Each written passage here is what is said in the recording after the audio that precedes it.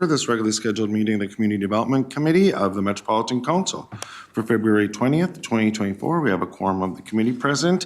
I'm the chair, Robert Lilligren. Welcome back to Michelle, our recording secretary, who's been away on her adventures, so very welcome. You've been missed. So committee members, we have an agenda in front of us. If no one has any additions or corrections, we'll take that as approved. We have an agenda. The second item is approval of the February 5th, 2024 Community Development Committee minutes. Is there a motion? So moved. Thank you. Thank you, council members. Moved by Carter, seconded by Wolf. Any additions, corrections, discussion? Hearing none, all in approval, please say aye. Aye. Opposed? That carries. We have one non-consent business item. It's item 2024-33. It's a system-wide regional parks and trails system administrative process for minor long-range plan amendments. And we have Emmett Mullin and Tracey Kinney here to present. Welcome, Emmett and Tracey. Sorry about the title there, Chair. Yeah, it was kind of caught me. I got off guard there. And I was doing it without my glasses, so it's a little risky. There we go. Okay, good afternoon. Good afternoon. Chair and committee members, thanks for hosting today. Tracey Kinney and I are here to present on the administrative process for minor long-range plan amendments. Tracey and I are bringing a formal recommendation to you today to create an administrative approval process for minor long-range plan amendments. This is the third time we've been in front of this committee on this topic over the past about year and a half. This proposal will help expedite minor routine plan amendments. We've modeled this proposal off of local planning assistance's administrative approval of minor comprehensive plan amendments. When we floated this idea to you about a year ago, you were very encouraging to move it forward. At the February 1st Metropolitan Parks and Open Space Commission meeting, Tracey and I brought this recommendation to them, and they recommended that this item be forwarded to you with their support. They did not have a quorum at this meeting, and so, but all commissioners present were in agreement. In addition, they said that after the first year of this program, sort of a pilot program, staff provide MPOSC, or the Metropolitan Parks and Open Space Commission, an assessment of the program, including a summary of all administrative amendments approved. And that is something that I know that the local planning assistance team does with administratively approved comprehensive plan amendments. So we would definitely do that.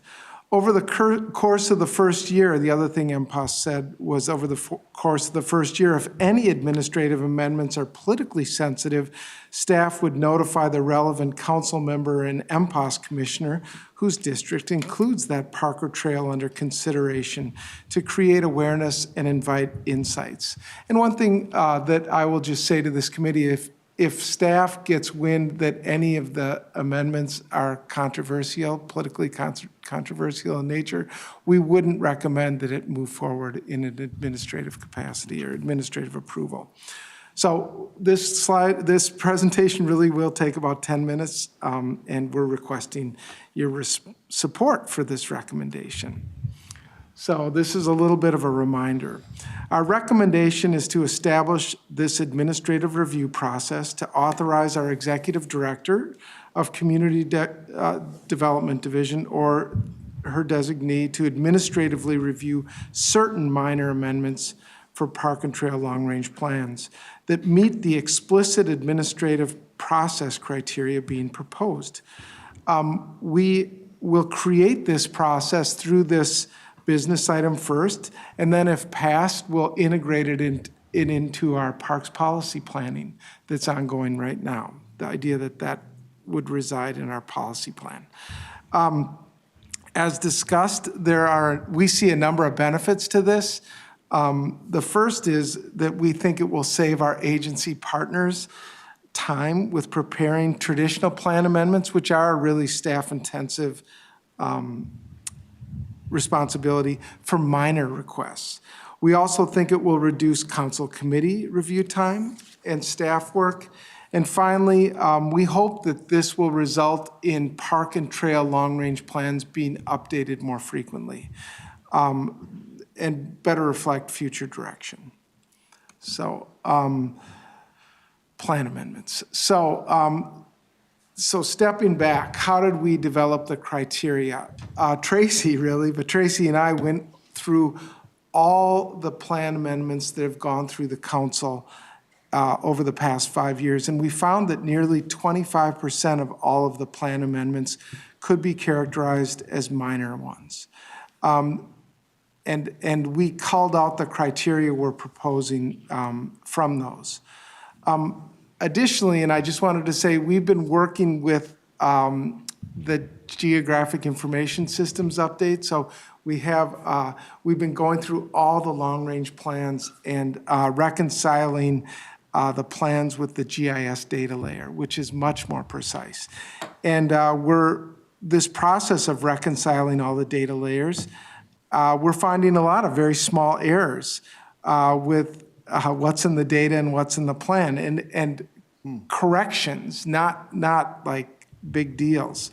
And we think that this project will enable us to fix some of these minor inconsistencies and errors easily. So with that, I'm just gonna now pass it to Tracey to take us through the rest of the presentation. Thanks, Emmett. So you've seen this slide before. Before you is a slide of amendment tools. There are both current and proposed amendment processes. The range of amendments describes the effort to match the scale of the request to a similarly scaled process while always ensuring consistency with council's policies and procedures. This is page 10 of your business item. Today, we're focusing on the proposed administrative amendment process for certain minor amendments. These proposals would need to meet certain council-approved criteria to qualify for consideration for this process. I'll discuss these criteria in the next slide. As Emmett just mentioned, these amendments would have an expedited administrative review by council park staff and the council's community development director or designee. For requests that don't meet the administrative process criteria but are still minor or focused in nature, council staff propose a minor long-range plan amendment. We've been operating with this for a while, so we propose to codify it during the Imagine 2050 and Parks Policy Plan update process. The amendment process is proposed to have an abbreviated requirement process for council committee review as well. Next is the full amendment process for council committee review of significant changes. It includes proposals that meet all of the plan requirements for a particular park or trail unit. And lastly, the policy plan update amendments. These amendments are for system level changes that occur with a public hearing. They take about 4 months to do, this amendment type will also be talked about a little bit more during the Imagine 2050 process. So before you is the draft administrative process criteria for your and the council's consideration. This is attachment 1, page 3 of your business item. Amendment proposals would need to meet these criteria to qualify for the administrative amendment process. As Emmett mentioned, they were developed from MPOSC, the CDC, and Parks Partner meeting comments, as well as from the last 5 years of amendments. These are tables 1 and 2 in your business item. Attachment 2, page 4, it includes examples of each as to how we develop the criteria. So overall, there are 4 criteria types. First, all items must be consistent with council statutes, regional system plans, and council policies, including Thrive MSP 2040. Second, all items must be minor in scope, meaning the subject of the proposal does not change the acquisition and/or development concept. And third, the subject of the amendment is consistent with the following criteria. They are corrections, minor regional trail alignments, boundary changes, or natural area or utility council consents. So corrections are, they would propose corrections to a minor mapping or design area error affecting less than 1% of the unit's total acres of the administrative boundary. Minor regional trail realignments proposes regional trail implementation realignments that alter up to 1 mile of trail and are within 1 mile of the regional alignment, trail alignment of the original alignment, but do not alter the start and end points of the trail. Boundary changes. Proposes a boundary adjustment, public-to-public land exchange, or an acquisition long-range plan amendment that changes the administrative boundary by less than 5 acres, and the land addition removal is valued at $250,000 per acre or less. And lastly, natural area utility council consents. Proposes land and/or easement conveyances for natural area monitoring, conveys an easement for natural area restoration or enhancement project that affects the administrative boundary by less than 5 acres. Underground utility that has no material long-range impacts to the park or trail and affects the administrative boundary by less than 1 acre. And lastly, the proposal will result in no impacts. The proposal does not have the potential for a cumulative or material impact to the regional park or trails, recreational opportunities, natural areas, or cultural resources. I'll end on a note that council or state funding restriction requirements will be considered, and the council reserves the right to have full council review of any proposed items. Here are some examples of possible candidates for the administrative amendment process. The first example on the left is an example of a design correction after the Three Rivers Cleary Lake Regional Long Range Plan Amendment and land conversion was approved by the Metropolitan Council.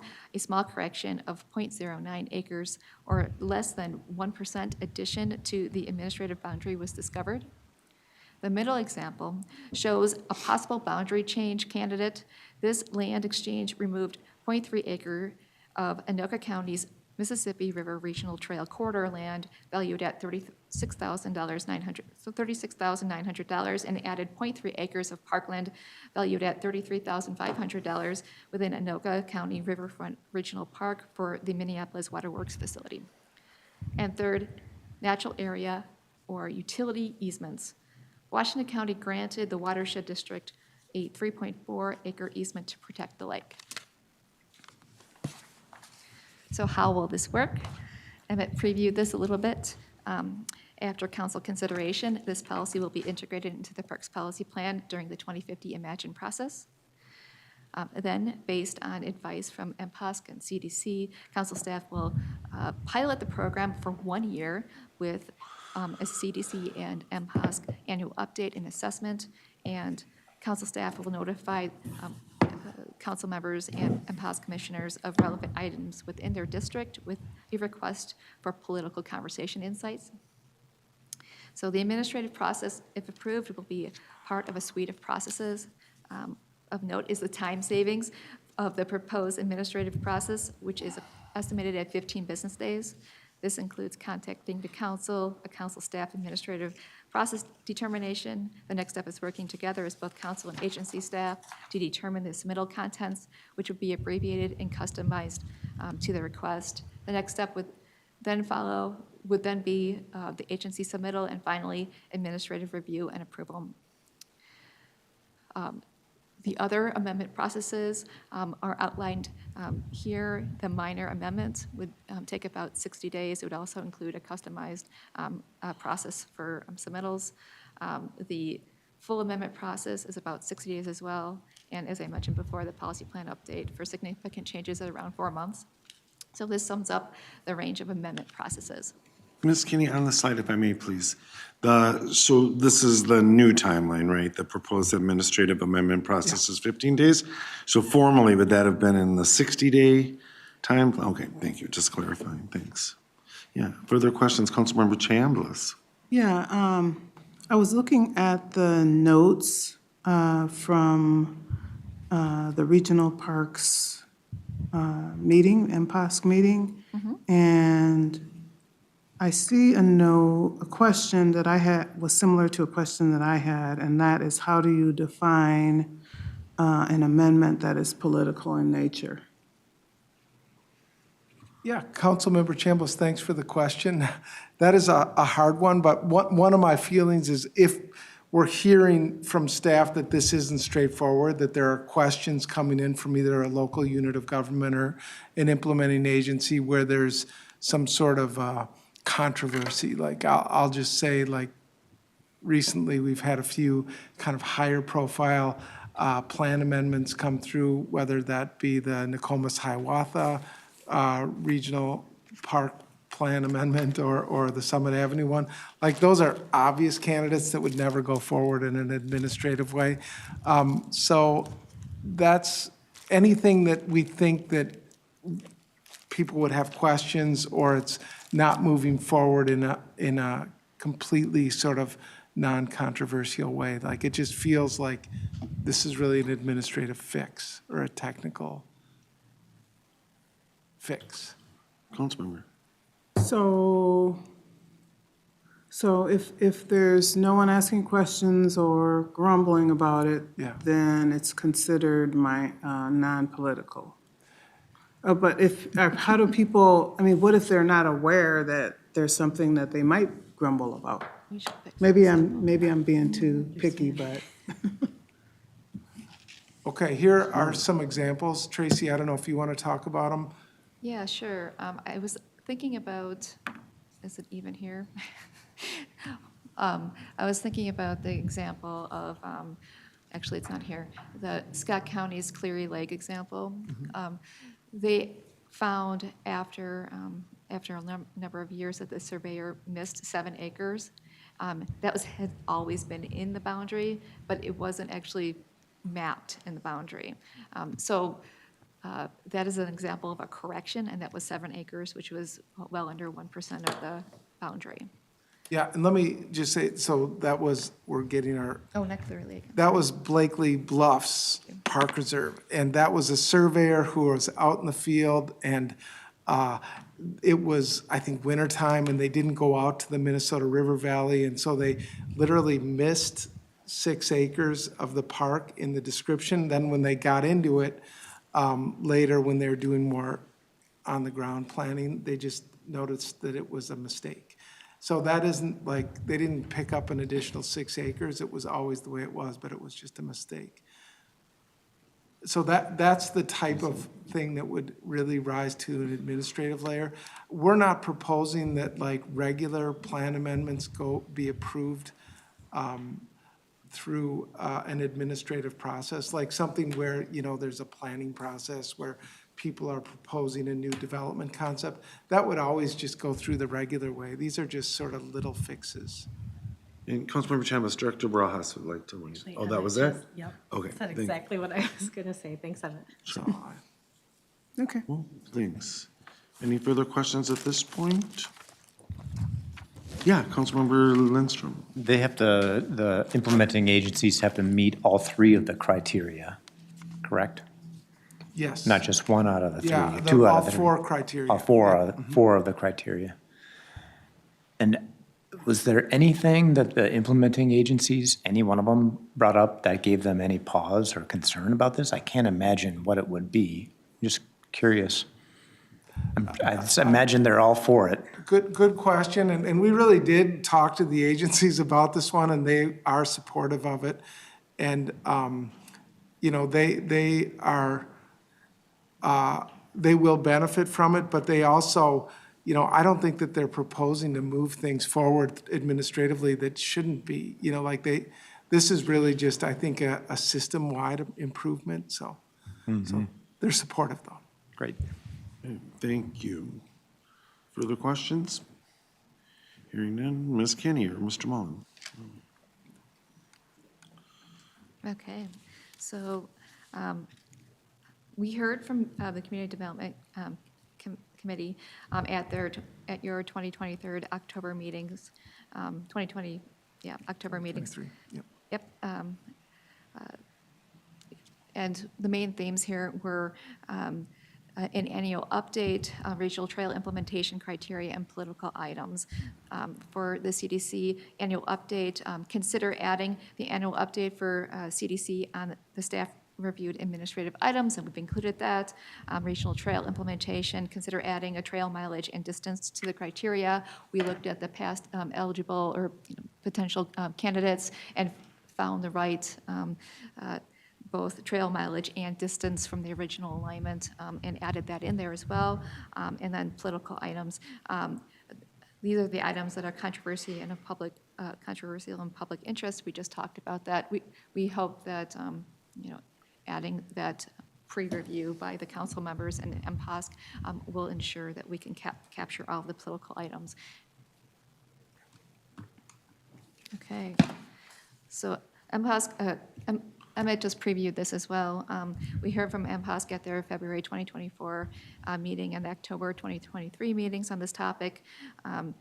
MPOSC recommended to pilot the program for 1 year, then provide an annual update and assessment to MPOSC, and to notify council members and MPOSC commissioners of these relevant items for insights on political conversations, for funding, significant land removals with council state funding restrictions should not be candidates for the administrative amendment process. These are not within the scope of the administrative process criteria. And then for boundary changes, we heard that $100,000 threshold for land removal and additions is too low, and to update it to more accurately reflect the market rate cost of land within the metro. This was the main comment that the partners had as well. That's what I recall them saying. So this was updated as well in your business item. So with that in mind, the rationale for the proposed action is that the administrative process for minor long-range plan amendments is consistent with the requirements of the 2040 Regional Parks Policy Plan, Chapter 5, Planning, Strategy 1, and other council policies. And the proposed action before you is that the Metropolitan Council approve the administrative process for minor long-range plan amendments as described in Attachment 1 of this report. And that this sums up the presentation, and Emmett and I would appreciate your support and recommendation. For the recommendation, we welcome your thoughts and questions. Thank you. Discussion, Councilmember Wolf. Thank you, Mr. Chair. I certainly agree with taking less time on things that are minor. The only concern I have over the present criteria is 5 acres at $250,000 an acre is $1,250,000, which is still a lot of money, even though we get used to seeing a lot of zeros around here. And if it happens once, okay, fine. But if you have a whole series of them, like you could buy up the whole riverfront in, northern Hennepin County for a trail, one at a time for $1.25 million per house, that's no longer minor. So, I'm concerned about the cumulative impact and also just over $1 million. That's not minor when you're talking that kind of money, is my concern. Mr. Mullin. Councilmember, Chair and Councilmember Wolf. That was kind of a confusing item, and my response is that when a trail corridor is being proposed with, or a park is being proposed, like the big dollar proposal with the boundaries and everything would be reviewed and approved through the normal cycle. It isn't like, but there are opportunities for refinements. But again, the refinements would be like technical fixes or changes. We're not talking about actually expanding the boundary slowly through an administrative process. So I don't know if that clearly answers your question. Councilmember Wolf. Thank you, Mr. Chair. That's not what it says in your documents that you're providing us, that Okay. you couldn't do a whole bunch of 5 acres at a time. And, there's been times when there's a house that goes up for sale next to a park, and we've carved out another 5 acres and bought a house for $800,000. Does it really make a difference for the park? I think that's something that is worth having a conversation when you're spending that kind of money. The corrections, absolutely, but I think your dollar amount and size is too high on the acquisitions. Thank you. And if I may, before I recognize Councilmember Chambliss, and so in your presentation, wasn't it feedback from the implementing agencies that had us increase that amount? From $100,000. From 100 to But I 250. think 1.25 right. million is going A a little lot. too far. So I'll recognize Councilmember Chambliss, then Councilmember Carter. Councilmember Chambliss. Well, I think what she's saying makes sense. I mean, with the cumulative of, over $1 million, or having multiple changes consecutively or over time, that could maybe be problematic. So at least maybe a mention or something like that, that would trigger a review or something. Director Bras, yeah. I just, thank you, Mr. Chair. Council members, sorry. I just also wanted to remind you all, we do have, at the very bottom of the slide here, our number 4 in attachment 1 is about no impacts. I think that is not just in a negative sense, but also could be in that sense, like, of that cumulative building it out, kind of to your point, Councilmember Wolf, around trying to slowly grow the park over this increment over time, that really you should just go through the broader process. You're bringing us a second one and a third one, then I think from a staff perspective, we would say like, well, this is a cumulative approach and you need to be actually just doing a full plan amendment. I don't know if that's too general or if we should, if you would recommend we have more specifics around that in kind of under that no impact section, if that would cover that or satisfy concerns. Chair. Yeah, Councilman I think stating that somewhere would be helpful. That's kind of what I'm hearing you say, Wendy, as well. And then, administratively, the staff can figure out how a review would be triggered. I don't know if that needs to be in here or not, but at least like saying something that, about the cumulative impact or, if the dollar amount is high enough, that could also trigger a review or something like that. Mr. Mullin. Chair and council members, I think where Councilmember Wolf and Chambliss are focusing is on that 5-acre number. That, like if a boundary was modified to add a 5-acre piece that was at 200 and, what does it say? I can't- 250,000. 250,000 Or less. apiece, then you get into some real money. So is there an amount that you would recommend we change it to? Well, I think like 750,000, Okay. it would be still a significant increase from what the threshold is now, but not so high as to be like we're not even paying Okay. attention to what's going on. So that would be 3 acres or $750,000. Would that make sense? I would say 5 acres or $750,000. Oh, okay. Because there are parts of Whichever's the region where the land is not that expensive, so it still could come into play. Yeah. Councilmember Chambliss. Yeah, I'm a little bit confused because I'm seeing the land addition removal is valued at $250K or less. Yeah. So where does? Per acre, but Per I'm saying just a acre. total, acre, I'm the saying total. total amount Okay. of 750. Okay. Or 5 acres, whichever Is less, is, yeah. yeah. Makes Okay, sense? thanks. Yep. Cool. All right. Further discussion, Councilmember Carter.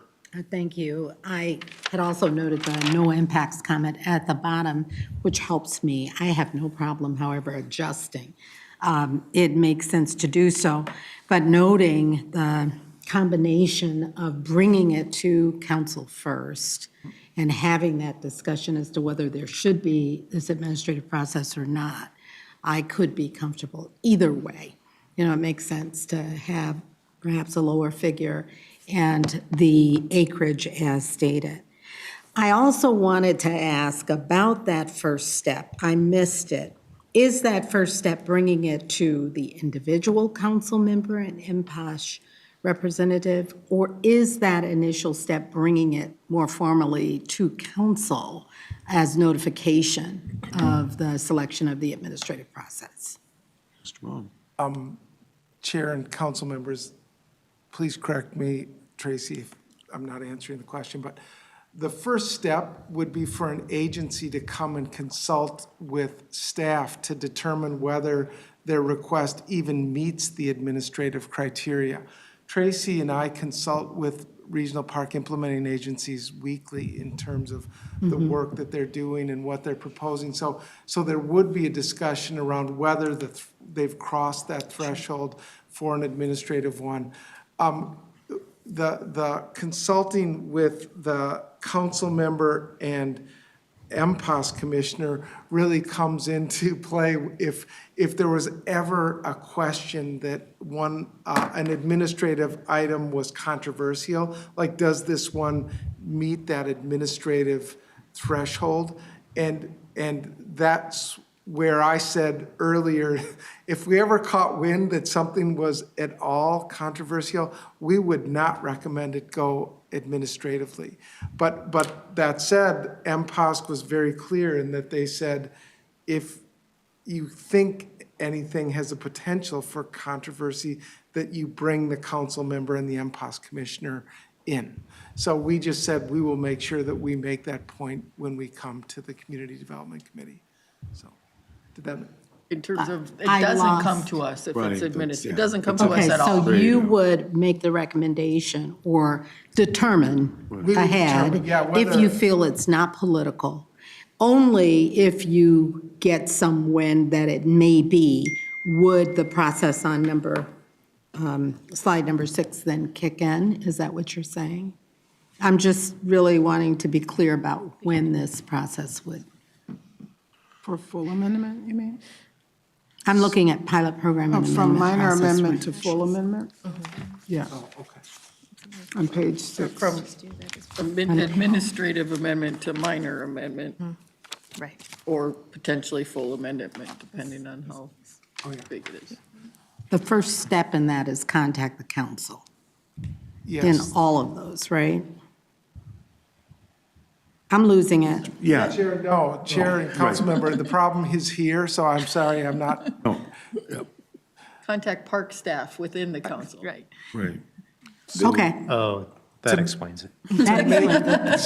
To make a determination of whether it would even meet the criteria proposed That here. explains it, thank you. Okay. It's the who here. Yeah, no, I'm sorry I didn't make that clear. You said council, which then implies, Oh, yeah, to you, you're the council, I am staff, yes. Thank you for the All clear? clarification. Cool. You knew Other question? exactly where I was. Yeah, Councilmember Chambliss. Just so that there's even more clarity in my brain.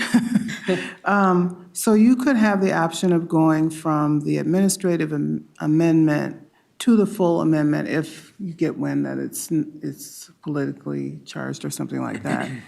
Or it could go from the proposed minor long-range amendment based on name changes, et cetera, to the full amendment if there is a political question or of a political nature. Is that correct? Am I reading Chair this and- right? That's on page 3. Chair and council member, that's correct. Okay. Mr. Chair, Yeah, Director Barajas. council members, I'd also note that there are times when things might be locally controversial for a reason that may not be related to our requirements for a full amendment. So we want to be really clear what we require in the amendments is related to the questions that the council needs to answer as far as those policy, long-range plan requirements and reviewing against our policies. So even with political controversy, it may not necessarily kick it to a full amendment, but it will come to you for council review rather than being staff reviewed. Very good. Thanks. Yeah, I have a question as well, and in the process criteria slide, and also in the report on the long-range plan amendments, it's the same language. But in both places, it referenced consistent with council policies, including Thrive MSP 2040. And if, Ms. Kinney, if I was listening correctly to your presentation, the intent is to overlay this on the Imagine 2050 approval process. And so I'm just wondering if consideration was given to the direct reference to Thrive MSP 2040 and acknowledging that within the lifetime of this policy, likely we won't be planning according to the 2040 plan. Chair, council members, thanks a lot for that question. Yeah, that was intentionally put in there because we're hoping for your consideration before the Imagine 2050 process is considered by council. It will then be integrated into the policy plan at that point. I see. Okay, thank you. Other questions? Yeah, Councilmember Wolf. Can I make a motion? Yeah, please. I would move the staff recommendation except for having the dollar amount of maximum of 750,000 for the acquisitions. Second? Great, we have a motion and second. Michelle, that's clear to you? Yep, Emmett and Tracey, clear to you? Cool, discussion on the motion, Councilmember Chambliss. Yeah, I just want to, I want to be clear on the amendment, because you were saying that you said except for the 750. So that means that, Instead of having 250,000 an acre up to 5 acres, we'd still have up to 5 acres, but a total cost of 750,000. Maximum. that would be the maximum. Yes. Okay. Make sense? Clear? Cool, discussion on the motion? Further discussion? Great, hearing none, all in Excuse me, I approval? did not hear a second on that. It was Councilmember Lindstrom. Thank you. Thanks. Hearing no further discussion, all in approval, please say aye. Aye. Aye, opposed? That carries, great, good work, thanks. Thank you. It just made it easier to do business here. Yeah, thank you. And committee members will move on to our information items. The first is the draft land use objectives and policies, and Ms. Torres is here to present, and also Ms. Esmaeili. Welcome. Thank you. Thank you. You guys match. Yes. Yeah, it was good. We were talking about The that earlier. uniform. It's the unintentional uniform today. So, good afternoon, Good Chair. afternoon. And committee members. I'm Angela Torres, Senior Manager of Local Planning Assistance in the Community Development Division. I'm here today with Raya Esmaeili, Planning Analyst and Sector Representative for Districts 4 and 11. We are representing just two of a very large team of planners, researchers, engagement professionals, technical specialists, and other staff that have been working on this part of Imagine 2050 for the past several years. We're here today to share a set of draft land use objectives. I do want to emphasize that they are draft. We've already received feedback from a variety of stakeholders and look to continue refining the language in an intentionally iterative process so that ongoing engagement efforts are able to contribute to the development of this work all along the way. So with that, I'll start. Today, I'll share a brief update on where we are in the regional planning process with a brief review of the regional goals before outlining the approach to creating the objectives. Then we'll spend most of our time walking through each of the objectives with you, identifying how each objective helps to achieve the regional goals. Oh, I believe that the revised PowerPoint didn't make it here. Okay, well, I'll share verbally a timeline for this year. This is our busiest year as it relates to work on the Regional Development Guide. This gives the overall timeline. I will make sure that the PowerPoint is sent to you. It's on our presentation, online. on our It's link. just not here. Oh, just not in front of us. Okay, great. So you have access to the timeline that I'm talking about. Thank you. Appreciate that. So like I said, this is our busiest. The timeline kind of gives an overall view of what all of the policy teams are working towards right now. Last year's ongoing work will continue with writing and revising chapter language, the evaluation, modeling, and mapping, which is a lot of the forecast work, will continue as well. We are kind of working right now towards a timeline at the end of May where we're hoping to give a preliminary public review at the end of May. And then the formal public comment period this year will be towards the end of August with a period of a period allowing for the response to those comments before final adoption in early 2025. So now I don't have to click because it's already on that page. So I know that you have heard all of this, but just to set us in that same foundational language for today's information, I want to do a very quick review. All the policy areas are working with the same structure and terminology, and so this is consistent across all of the policy areas.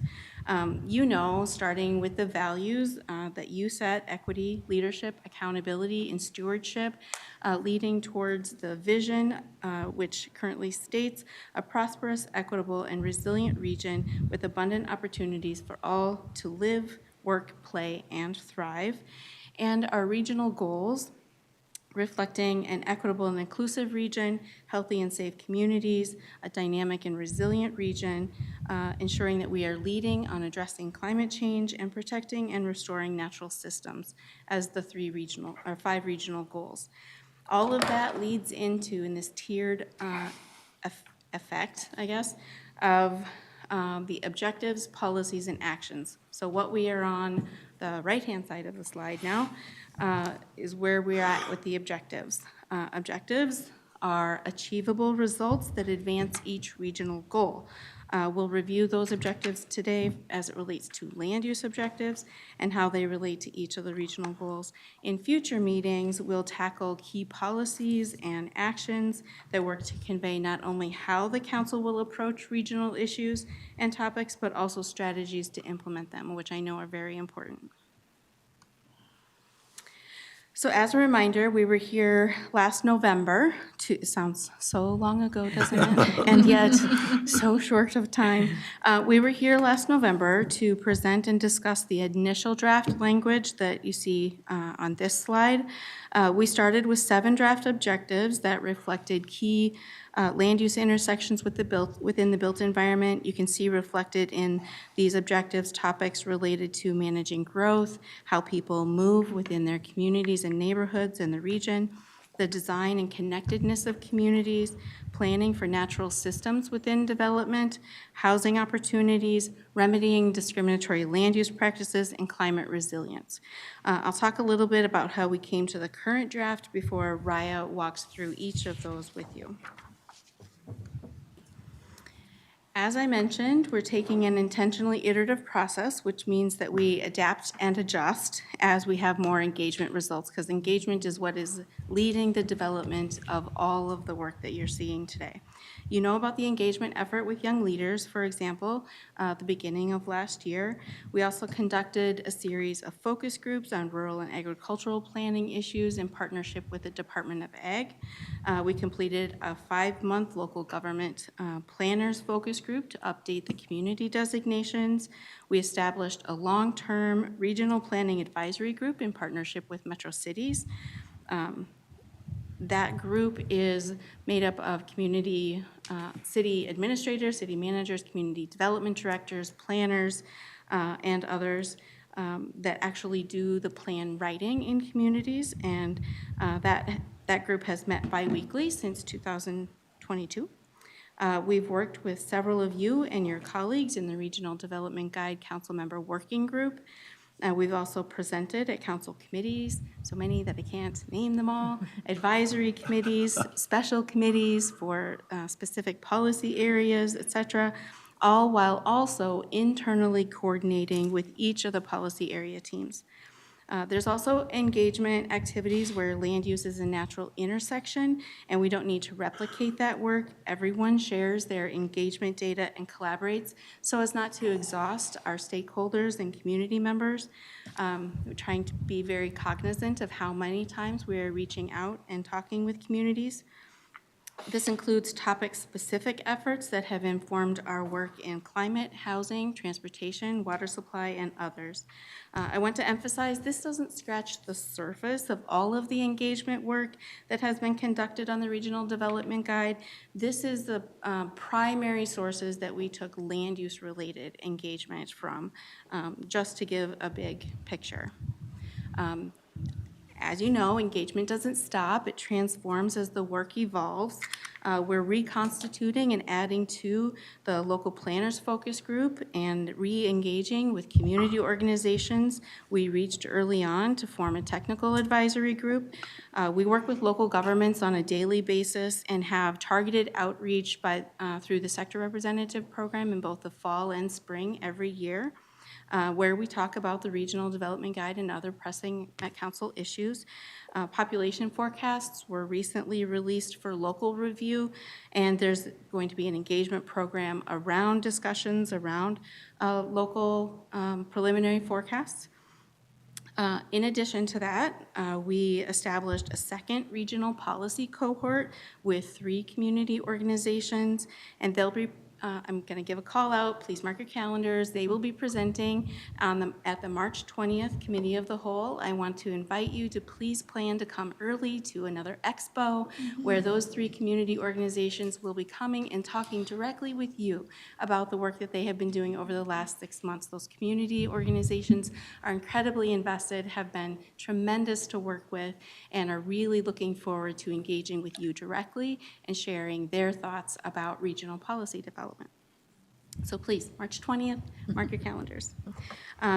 Also not on the slide, but very important to mention, are 2 other efforts. At I believe it was the last Committee of the Whole meeting, Amanda Lovely and Stephen Klimek came and presented on the Art Plus Policy engagement efforts. That's also an ongoing effort that's rolling out this year. And I want to mention an effort to bring together members of the Native community to create the Council's first land and water acknowledgement. We anticipate a short, albeit intense, engagement program to have Native voices leading the creation of this work, along with the actions necessary to make any acknowledgement that the Council may adopt meaningful and actionable. The Council's new Tribal Liaison and Native Relations Coordinator, Allison Waka, and I are organizing that effort, supported and sponsored by Councilmember Lilligren. That gets us to the revised land use objectives themselves. I will just show you this. It's also included in the memo. These 8 revised objectives reflect subtle changes in language, shifts in perspective, and additions to address gaps and to respond to feedback heard from the many groups that I've mentioned. What did we largely hear from stakeholders? We heard from stakeholders across the board that Native perspectives need to be represented, especially as it relates to managing the use of land, but also water. The objectives should be people-centered, thinking about the individual and how they exist within their community and neighborhood. Shift from housing choice to housing opportunity. And there was a need to elevate the importance of economic development and regional competitiveness. And so we added an 8th objective here, which you see at the bottom. And then, just to walk through the individual objectives, I'll turn it over to Raya, although I'll pause now if you have any initial questions before we dig into the objectives themselves. Any questions for Ms. Torres at this point? Councilmember Wolf? Not a question so much as a comment. I think in general, it's going in a positive direction. But I've said before, the word vibrant has become sort of a meme. Like, come to Vibrant Minneapolis and you can't leave because your car was stolen. So it doesn't give a positive connotation for a lot of people. It's become kind of a joke word. Okay. Thank you. Other comments or questions? Councilmember Lindstrom? On objective 1, I'm curious if if air was considered to be part of that too. It's not quite as clear, like land and water are very clear. But you could have, compact, dense land that doesn't mess with the water, but has a very negative impact on air quality, which would have a very negative impact on that particular part of the region. And I'm just wondering if it was considered and vetoed or maybe not considered. Ms. Torres? Chair Lilligren and Committee Member Lindstrom, thank you very much for bringing that up. We have explored a whole litany of different areas. We're really trying to focus on the areas of the council's strongest authority. So obviously, the management of and growth, management of land and growth management is part of our key responsibilities, in addition to water being an integral part of that. We do review some air permits and other things as it relates to perhaps the airport and other aspects of transportation. A lot of that will be captured in the climate and sustainability, resilience areas. So we didn't call it out here. However, if there's a consensus of council members, we'll certainly revisit that. Thank you. Thank you. Any further questions or discussion at this point? Otherwise, we'll move into the objectives. Mrs. Esmaeili. Yes, thank you, Mr. Chair and council members. As Angela mentioned, I'm Raya Esmaeili. I'm planning analyst and local planning assistant, and here to follow through with the rest of this presentation. So in the next few slides, we're just gonna go through each of these objectives and briefly talk about what they're trying to achieve and what goals of the council they actually are connecting to and impact. So the very first objective, respect the relationship with land and water as a foundation for regional growth. We believe that the primary connection to the regional goals are the climate adaptation, mitigation, and resilience, climate change adaptation, mitigation, and resilience, and natural system protections and restoration. With secondary impact on equitable and inclusive region, as well as dynamic and resilient region. These are basically, we're just trying to find how we are addressing and making sure that we are addressing all the goals that the council has already endorsed, and making sure that our objectives connect with all of those directions that we have received so far. That being said, the purpose of the objective in general is to promote the effective and efficient use of existing infrastructure to accommodate regional growth, mitigate the need to prematurely add more land supply to the region's existing service area to accommodate growth. There are additional related policies that all fit under this objective, such as MUSA-related policies, density, all the regulatory policies that many of them show up in comprehensive plans as requirements and or guidelines from the Metropolitan Council. So this objective mainly focuses on growth and managing land. It has a lot to do with the authority of the Metropolitan Council as it relates to land use specifically. Moving on to objective number 2. Objective number 2 is to maximize opportunities for growth in places that are well served by transit, bicycle, and pedestrian infrastructure. This objective also very closely relates to policies that you may have seen under a different area, like transportation. And I should say that we have, in fact, in all of these objectives and policies have been cross-collaborating with other policy areas, making sure that our policies are complementary, and as well as ensuring that they reinforce each other. So in this objective, the primary goal that this objective addresses are the equitable and inclusive region, dynamic and resilient region, and the climate goal.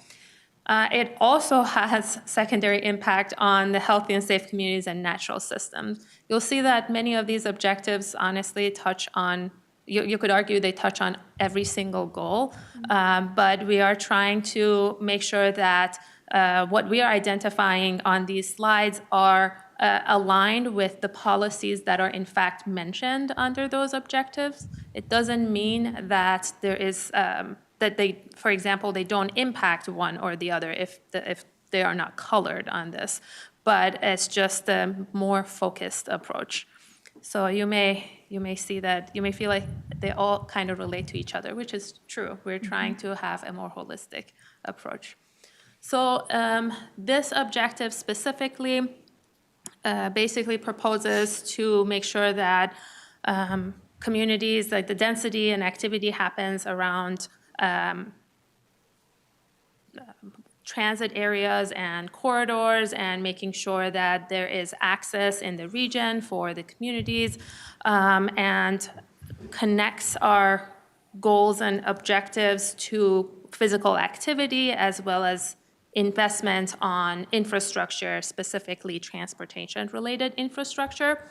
I do want to point that in one of the desired outcomes in this objective is reducing GHG emissions related to transportation. So going back to Councilmember Lindstrom's comment about protection of air, it does show up in other areas where there are emissions potentially mentioned in land use, but a lot also in the transportation policies.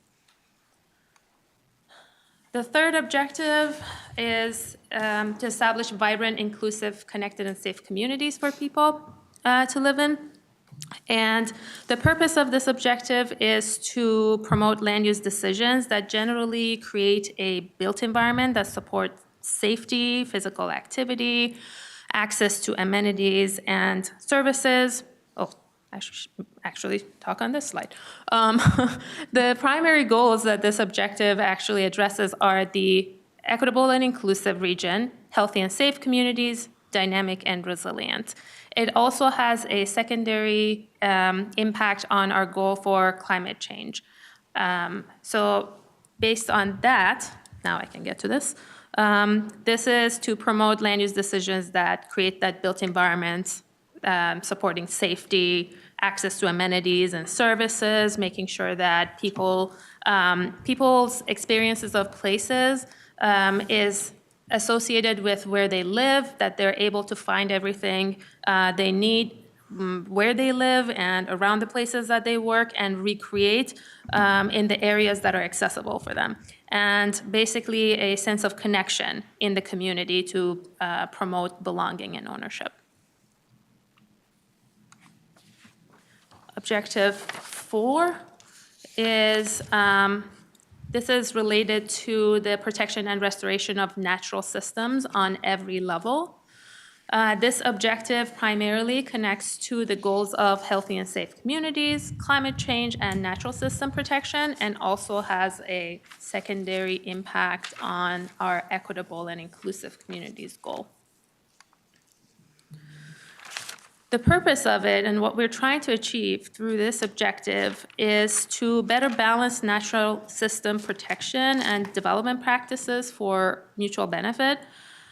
We do recognize that regional parks, conservation areas, and lakes and rivers generally stand out as obvious focus areas, and then preservation and restoration of natural resources must also take place at a more local and site-specific scale.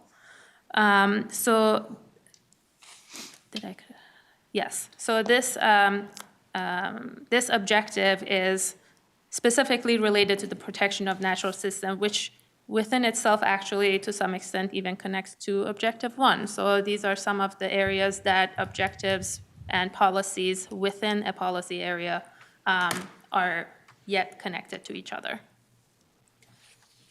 Objective number 5 is to ensure that in all types of communities, people find housing opportunities that align with what their need, with their needs. Sorry. The primary goals for this objective is the dynamic and resilient region, equitable and inclusive region, and healthy and safe communities. Even the impact of these, like which areas have the primary and secondary impacts, have gone through iterations as we have presented them to the council member work group, for example. So all of these are reviewed to some extent and revised to hopefully better reflect the feedback that we have received. So the purpose of this objective is to address the affordability in our region that limits people from choosing the location and the type of housing that they want to live in. So planning for a diverse housing stock that supports people's housing choices by providing options for all ages, incomes, and abilities. Maybe lower cost units, and then also a variety of housing that allows people to transition to the type of housing that better meets their evolving needs. So, for example, aging in place. Chair, Yeah, Councilmember if I Chambliss. may. So for objective number 5, which we're looking at at right now, where it says that one of the issues that persist today is that people must look outside their desired community.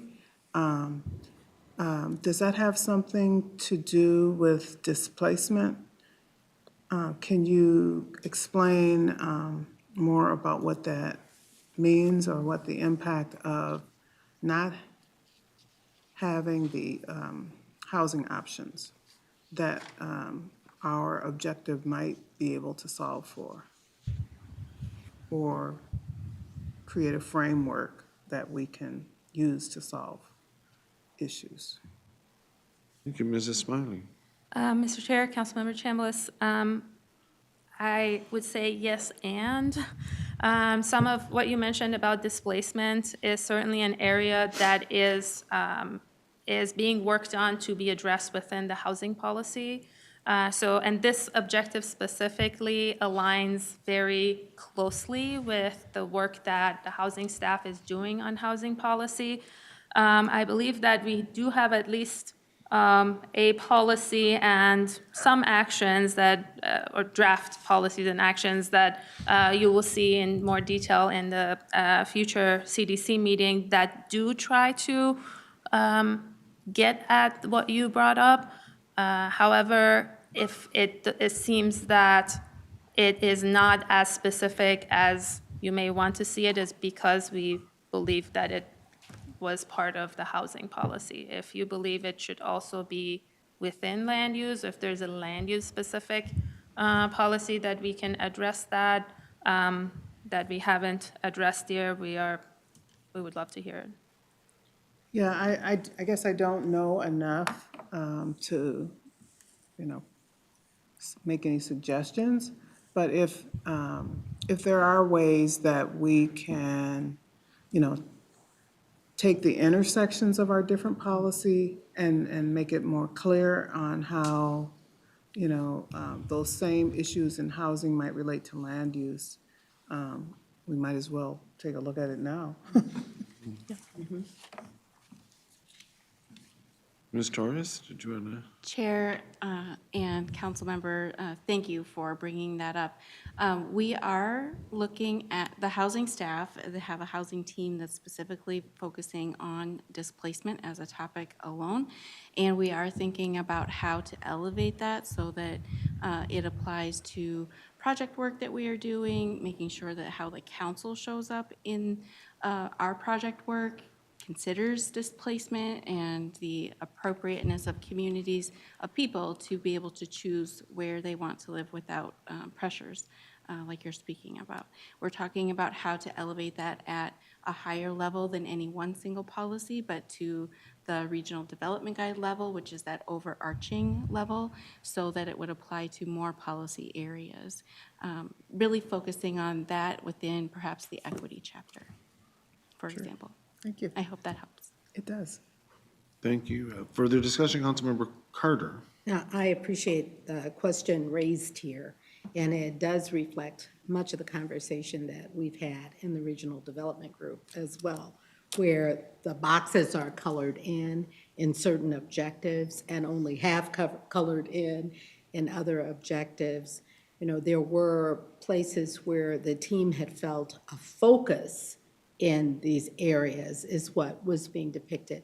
And we all appreciate the focus and also recognize the interconnectedness, thus the half-colored boxes in some places. In this particular area, the box is fully covered in, where we're looking at equitable and inclusive region. So that's a part of the hints to us that although we're talking about land use here, the staff team and also the regional development work group is considering and will continue as we bring in other areas from staff to reflect those connections. It's great to talk about it here and to maintain that conversation ongoing. Thanks for allowing me just Thank to you. reinforce that. Appreciate it. Thank you. Further discussion, Councilmember Wolf. Thank you, Mr. Chair. I would point out that in some cases, it's more a matter of convincing people that they want to move and giving them something to move to. Like, we're having a big increase in the senior population, and if they're living all alone in a home that could have a family, providing an attractive place for them to move to, open up that home for a family is also part of the changes that they're talking about in this policy. Agree. Good points. Anything else? Hearing none, Mrs. Esmaeili. Yes, thank you, Mr. Chair. Okay, next objective is our objective number 6, which is remedy and past and present discriminatory land use practices, which we believe primarily relates to the goals of equitable and inclusive region, as well as dynamic and resilient region, and also has a connection to the healthy and safe communities.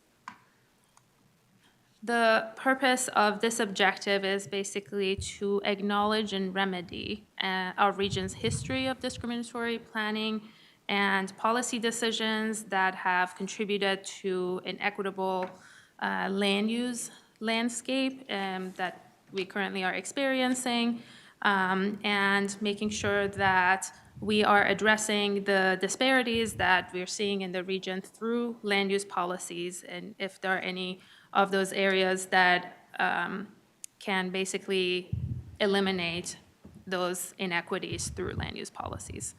So that is objective number 6. One Again- moment, please, Oh, sorry. Councilmember Lindstrom. I'm wondering if climate change adaptation, mitigation, and resilience, if that's not worthy of at least a secondary, a half pie. It seems to be there obviously is a big tie between climate and redlining and air quality, like we were talking about before. And I would vote for at least a half a pie there. Thank you, Councilmember. Thank you, Councilmember. Further discussion, Councilmember Wolf. Thank you, Mr. Chair. You know, we've had lots of presentations about redlining and the maps where they would sort people out and stuff back in the day. But what's a remedy? Ms. Torres, did you want, or Mrs. Esmaeili? Yes, Mr. Chair, Councilmember Wolf, I'm looking down because I'm looking at some of the policies that we have here. So basically, a lot of the remedies that we have mentioned here certainly are not an all-inclusive list. This is considering also what we can, in fact, influence as the position of the Metropolitan Council. But generally, prioritizing certain types of policies and or development plans that address underinvestment in areas that may have been subjected to those long-term decisions due to the impact of redlining. It could be that, for examples, it relates to engagement and community engagement with the populations that have been underrepresented in planning decisions and policymaking. Some of the work that we are trying to exemplify as well, like Angela mentioned with the group with the Native voices, is something that we're trying to establish to say that communities also need to or should basically take that example and establish or center, basically, those experiences in decision-making. So it certainly is not an all-inclusive list, as I mentioned, and may differ from one community to another, depending on the unique situation that the community is in or the experiences that they have based on their population. But I hope that helps to some extent. Thank you. Further discussion, Councilmember Lindstrom. I was just going to point out two tools that we have right now that are mitigation tools that get at your question. The growing shade is a great mitigation tool that points out to communities and to neighborhoods where what the urban tree canopy looks like. And then surface with a purpose. I think we still have that one. Two great names, by the way. Growing shade, surface with a purpose, which is looking at blacktop or impervious surfaces, and communities can use that to see like, geez, do we need all this impervious surface? Maybe there's ways that we can mitigate urban heat island impacts by turning some of this pavement into not pavement. So things like that. I think that's what I think of, at least. Absolutely. Further discussion, Councilmember Wolf. Thank you, Mr. Chair. I would just comment that in the growing suburbs, it's actually sort of an inverse relationship on tree coverage because the older homes have the big trees and the newer, much more expensive homes, as costs have gone up, are the ones that have the little baby trees. So that doesn't necessarily play out the same throughout the region. Thank you. And Councilmember Lindstrom, I apologize when you were making your first comments. I was actually talking to Director Bras, so my bad here. But I can't. Were you advocating for a half circle under the climate change You got it. adaptation and mitigation? Thank Half you. pie. I Half like pie. pie. Yeah. Okay. take Well, and it's hard here, right? But because one of the discriminatory land use practices that I experience in my world a lot is the co-location of sort of heavy industry and residential. And after a century of that or so, there becomes some real impacts and difficult to mitigate contamination. And so that would be another example of a discriminatory land use practice that even if we can't solve it through our land use objectives and policies, at least we can acknowledge it, and the communities that are most impacted can at least know we care about the conditions that they're living in. Yeah, thanks. Yeah, Ms. Torres. Chair, thank you so much for those comments. I really appreciate that. One of the things that we are also doing is listening to community tell us what they need and what they mean by, and what that would mean to them. So we are engaging, as Councilmember Lilligren mentioned, with Native communities. And like you said, acknowledgement is the first step. We do have to hold governments accountable for the relationships that over time have not been respectful with certain communities, and there's a need for us to address that. Sometimes being open, honest, and transparent about the fact that I work within a government agency that has at times harmed a community that I'm trying to engage with, to get their feedback, to work with the council, it makes a difference to whether or not people want to talk with us. And so I think starting with acknowledgement and then moving into some of those other more substantial, tangible tools and resources that Councilmember Lindstrom was talking about, and some of the other things that Councilmember Lilligren and others were mentioning, it's cumulative. And so it's an approach. We want communities to know how the council is going to show up. And while we may not have regulatory authority on things like this, we do have an expectation for how the council can show up and do our work. This is consistent with the regional equity framework that the council has endorsed. And we just want to make sure that we are acknowledging that within our own land use work as well. Well, thank you. Councilmember Chambliss? Oh, thank you. That was a very good explanation. Thank you, Ms. Torres. So holding governments accountable to plans and actions, I mean, we can ensure that their plans are consistent, with other plans and with our plans, but the enforceability part is tough. But we certainly can, if we have, you know, programs or policies that are within our realm, we can certainly hold ourselves accountable. But, I mean, that's one thing that's kind of hard to hold other governments accountable. I mean, without the regulatory authority or some other additional authorities, but it's kind of aspirational, I think, in some ways. You're correct. Okay, I had to get that out. Yes. I feel better, yes, thank you. Cool, Councilmember Lindstrom, and then we're gonna move along, so we have time Alrighty, for our full agenda. so for on this one, the example that comes out as redlining is kind of the obvious one. But when you started this presentation, you were talking about outreach to Native nations, and Chair is very involved in that you mentioned.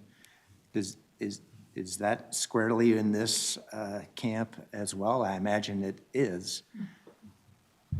I'm seeing head nods, so yes. Ms. Mr. Smiley. Chair, Councilmember Lindstrom, yes. In fact, it's one of the current draft policies under this objective to center the Native experience in decision-making.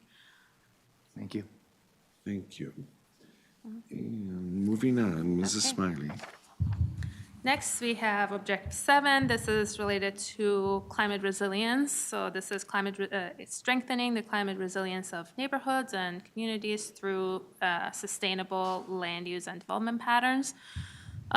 This objective very clearly is connected to our both climate change and natural systems goals, as well as secondary impact on equitable, inclusive, and dynamic and resilient region, and healthy and safe communities. So again, touching on all the different goals that we have.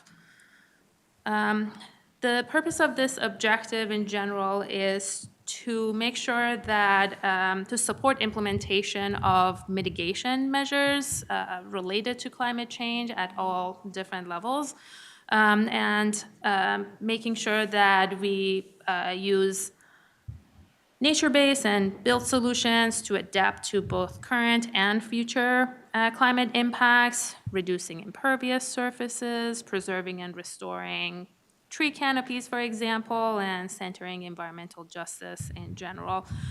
So a lot of what we have talked about so far under other policies, specifically as it relates to climate change, show up under this objective in very specific policies.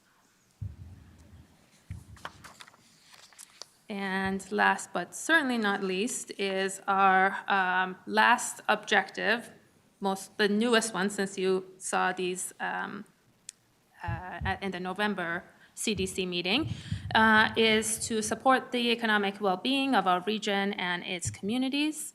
This specifically primarily connects to the equitable and inclusive region as well as dynamic and resilient region. And there's also a connection with climate change adaptation, mitigation, and resilience. So this objective, there we go. This objective is to address the diverse economy of the region and making sure that we continue to lead in the economic area and amongst our peer regions with other growing industries, and also making sure that we address different kinds of disparities as the region is becoming more racially diverse. So this one includes basically information related to job relocations, immigration potentially, and other regional and local economic conditions having shifted, especially most recent as we saw the impact of big events such as pandemic. So this objective tries to kind of address all of those and Angela, correct me if I'm wrong, but also connects to the regional economic framework that was done in 2020. 4 years ago. Yes, was done in 2020, so relatively recent, actually, but brings all of those conversations and efforts that were done back into the realm of the regional policy. Councilmember Chambliss. Okay, so I'm looking at a section under the objective.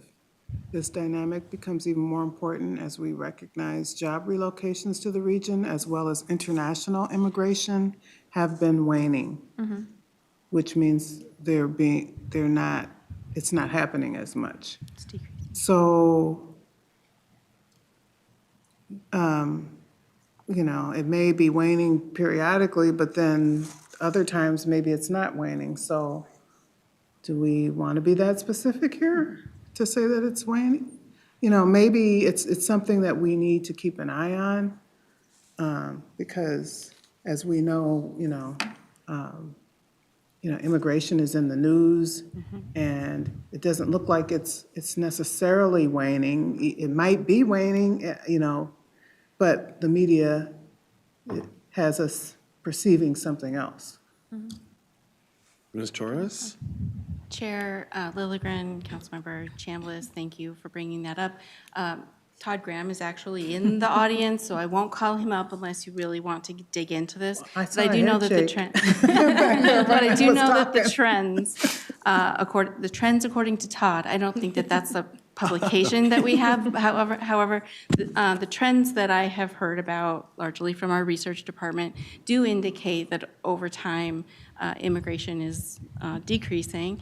And so with that as a trend, we want to just be cognizant of it. A lot of the work within this objective is through partnership anyway. And so these aren't necessarily things that we would necessarily have control over, but we partner with organizations like the Center for Economic Inclusion and others, Greater MSP, and others to work together for a regional benefit over time. Great. I forgot one more thing, and that's back to page 23, the healthy and safe communities. I'm almost advocating for a half circle there, because that's really important for economic well-being. Safety and health is a basic need. So I think there are some interconnections there, and I hear people from on the left side of me agreeing, so. I would put them all. Yeah, right. Thank you, Councilmember. And I really appreciate the addition of this 8th land use objective and the economic, and there was quite a bit of discussion.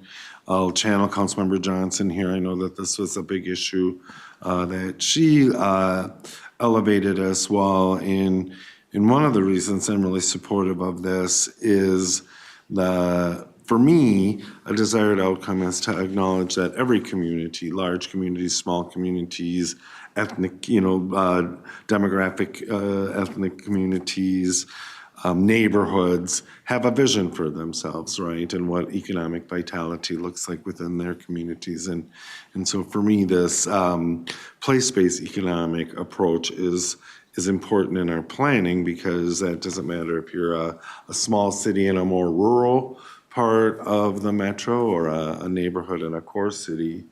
You have vision.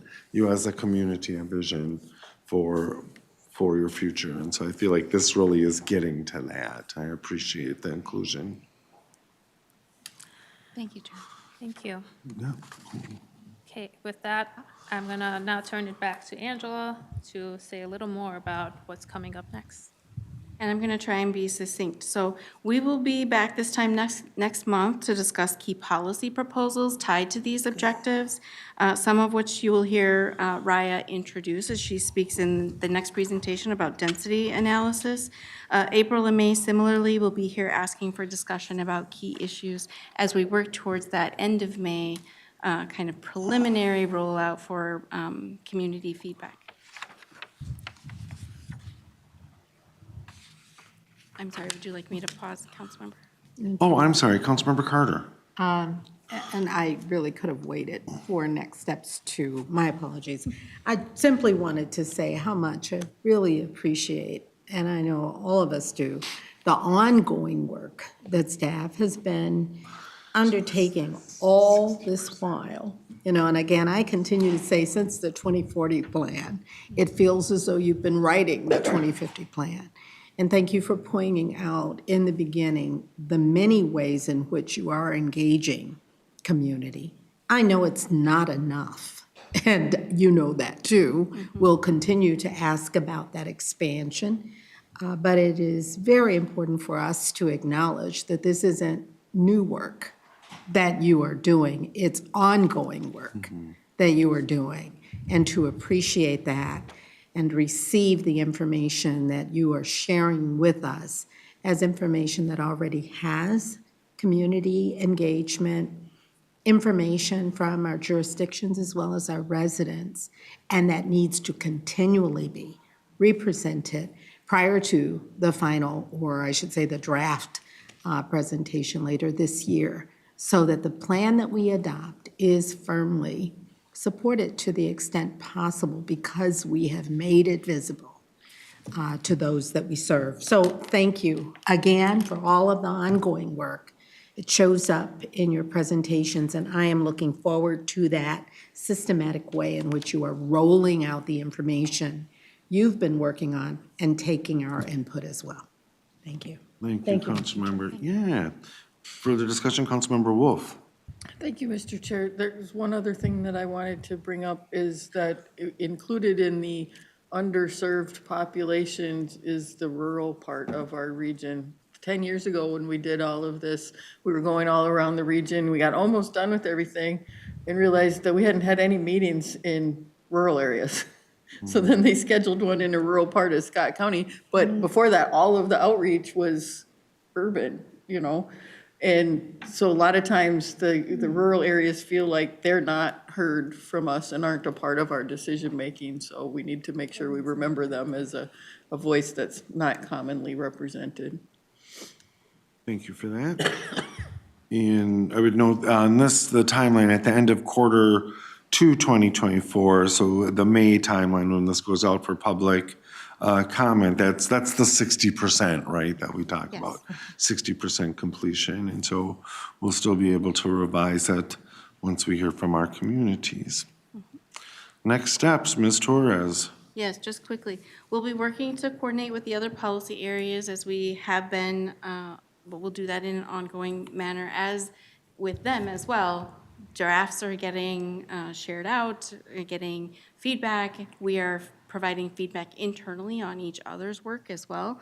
That also includes internal equity and environmental justice teams. We have an internal climate team, internal housing teams. We have lots of internal teams, and they are all reviewing for their specific areas as well. We continue to work with our local government partners and community organizations and other stakeholders, and I think lather, rinse, repeat. So it's like it's an ongoing all throughout the year, and we'll just continue building to hopefully have a more inclusive product at the end. So with that, I'll conclude this part of the presentation. Yeah, thank you, Ms. Torres, Mrs. Esmaeili. Any further discussion? This has been a really good conversation. I really appreciate everyone's participation. All right, seeing none, thank you, and we'll move on to our final information item. It's the density and land use approaches, and the same team is here to present. Yes. Please. Good afternoon, I Good guess. afternoon, again.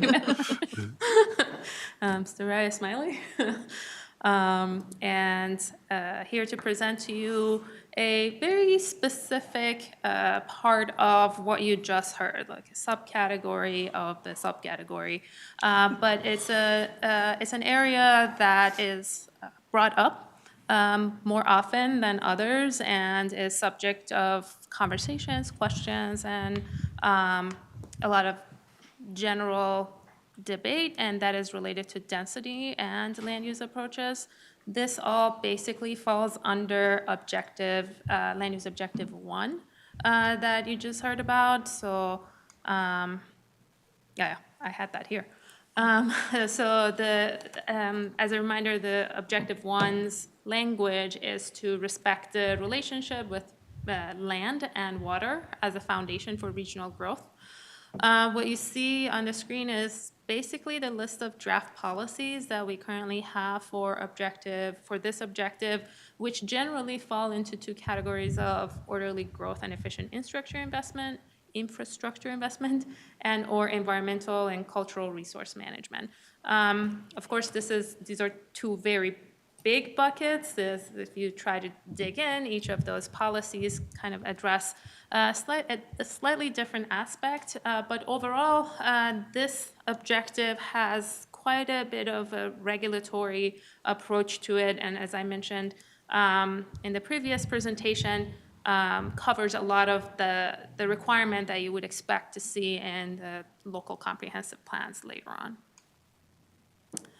So as part of parallel to all the work that we've been doing with the land use objectives, engagement, drafting policy, we've also been working on analyzing density in the region.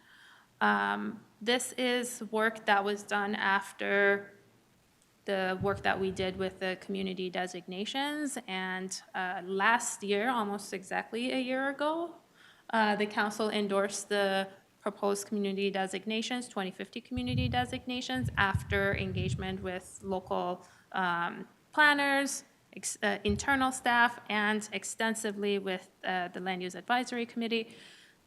Follow-up to that, we have done some density analysis, which is kind of analyzing the existing density of development in the region. Specifically, I should say the analysis follows the trends within the Metropolitan Urban Service Area, and that's the area that we have very specific density requirements. It doesn't mean that areas outside of the Metropolitan Urban Service Area don't have guidelines for density, but mostly they relate to maximum for preservation of agricultural land and resources, as opposed to a minimum density requirement, which is what you'll see within communities that are inside MUSA.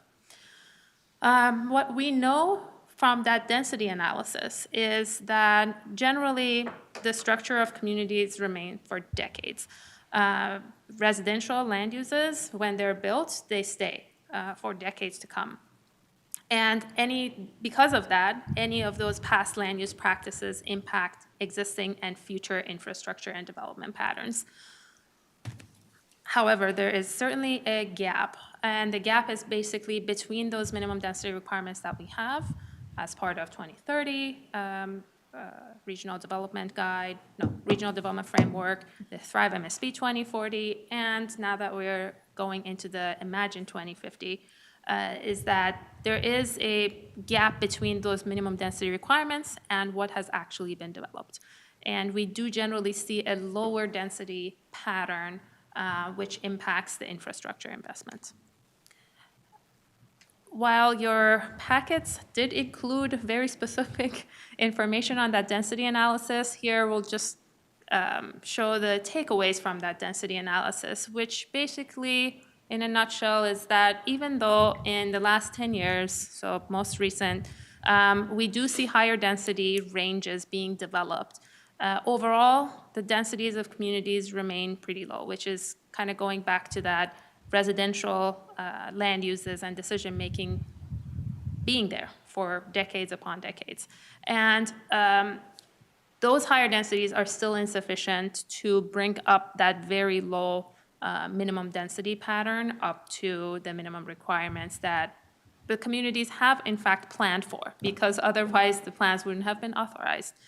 That being said, I do want to mention that the densities that are being built, so what they are in fact permitting and developing in the communities, it doesn't mean that they are inconsistent with their comprehensive plans. They are still consistent. However, they tend to be built on the lower end of what their comprehensive plans allow. So their comprehensive plans allow for a range, and they're continue to stay kind of generally, or have continued in the past to stay in the lower end of that range. And even though in the last decade, a lot of that built what has happened and got built in the last decade has been above that minimum density requirement, hasn't made up for that lower density development. I do have some additional takeaways in general for very specific community designations. These community designations are Thrive community designation names that you're seeing in the analysis because we're still analyzing what was built under basically Thrive. So there are certain community designations that are, you will see under analysis, that are generally lower, and those are that's the very edge community designation and the emerging suburban edge. But like suburban edge, for example, in that area, the recent developments have been very consistent with what they had planned in their 2040 comp plans. One other thing that we've looked at is platting activity through the plat monitoring program, and that we've seen that platted density is generally higher than the developed density. That basically, we believe, suggests that many of those plats, remain undeveloped. So platting, trying to capture the stage between the planning and development. So planning is really high, platting is still high, and then developed is kind of falling a little lower. So having gone through a lot of that data, there are some possible land use and density approaches that we have put together. These are very draft, and we are gathering feedback from you, from our external focus groups that Angela mentioned in the previous presentation. So we are going through kind of getting any additional comments and or other ideas that we may have not thought of in order to address those takeaways that I mentioned, like that big picture, making sure that long-term impact of development is in a way that is aligned with regional goals and is aligned with big picture regional investments. Those possible approaches that we have, we think fall into two bigger kind of buckets. One are more on the policy decision side, and the others, 3 of them are on their policy decisions, and 5 of them are more administrative practices and guidelines. And all that means is that they just probably don't belong in the policy plan, don't belong in the Imagine 2050 in that kind of a language, but rather in the local planning handbook, in the checklist of minimum requirements, things that as communities start working on their local comprehensive plans, it will get into the nitty-gritty of the actual data that they're putting together. And I will cover all of these, so I'm just going to keep moving forward. So the density policy decisions, the approaches that we have is, one is to increase minimum density requirements. I'm actually going to move forward because then I can talk about it here. Increasing minimum density requirement is basically saying that one thought is if the minimum density requirement is higher, maybe the developed density will be just also slightly higher overall at achieving a generally higher developed density.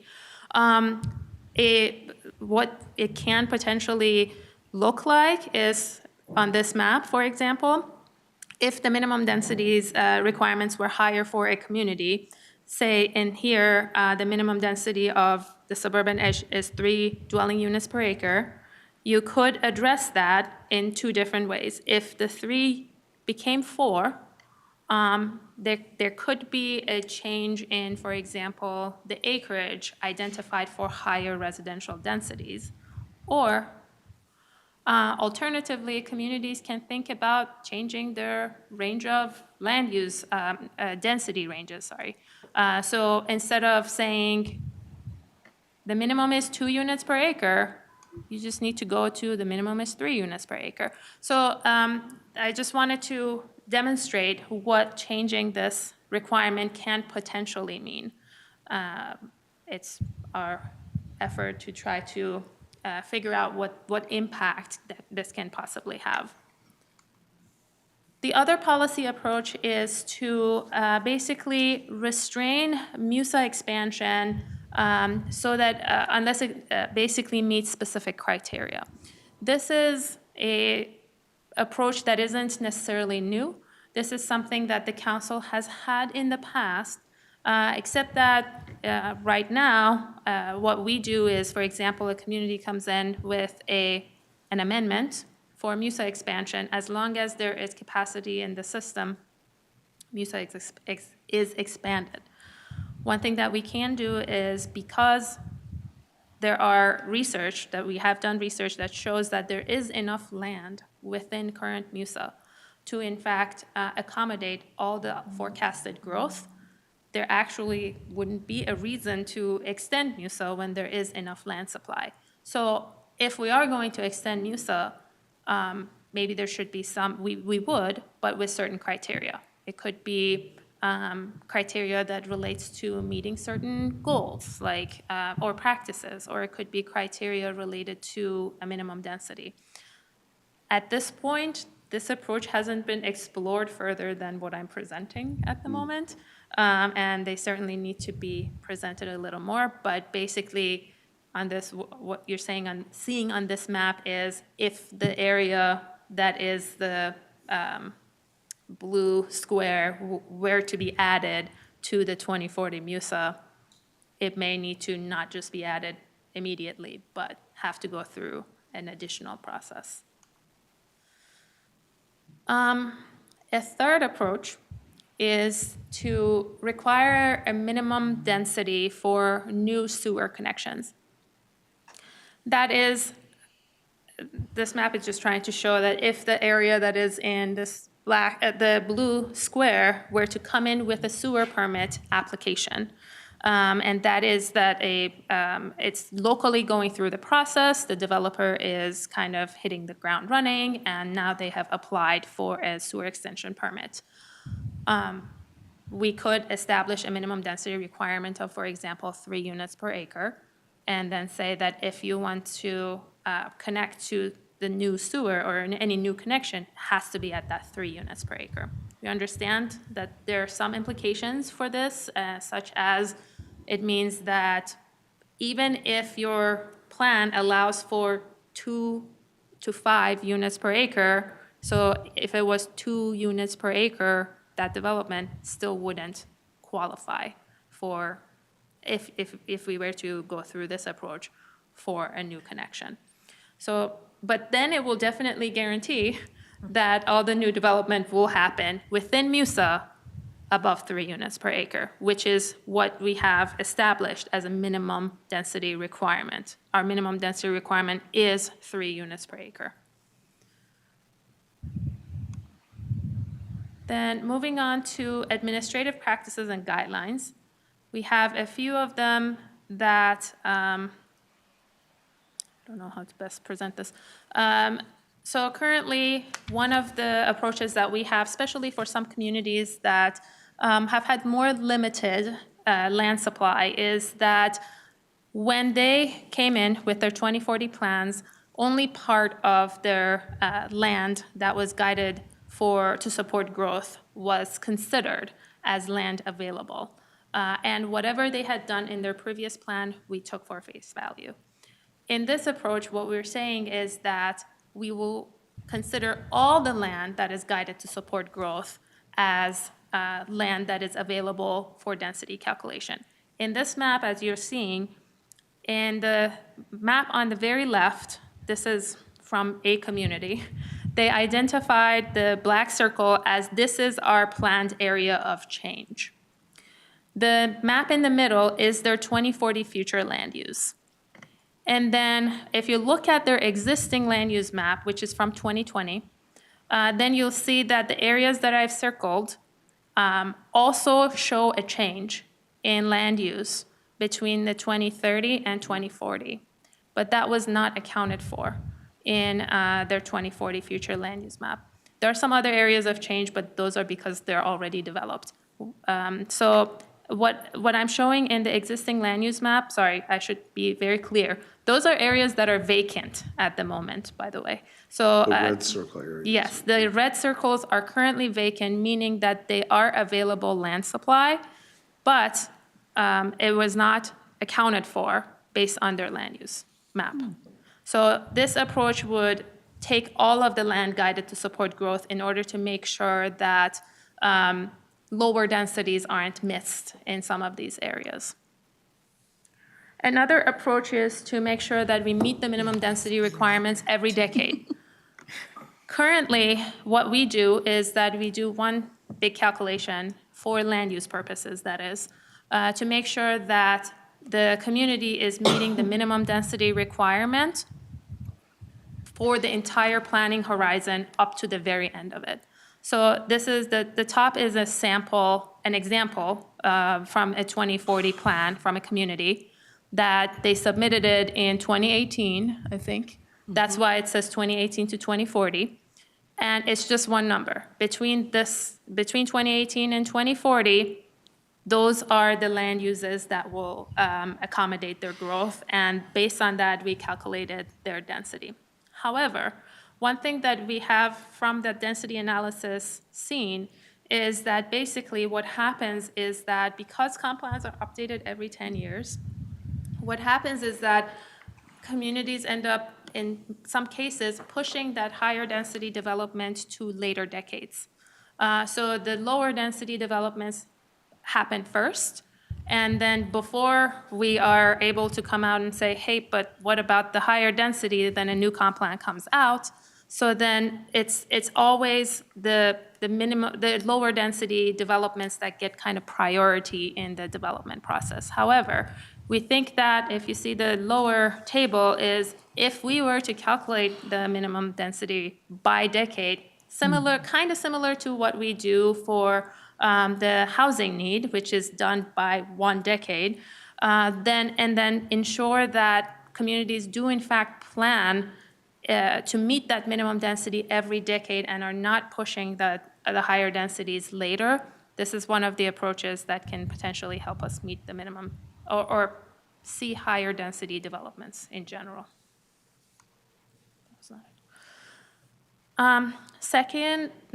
This is third, is to include all the existing developments in our calculation.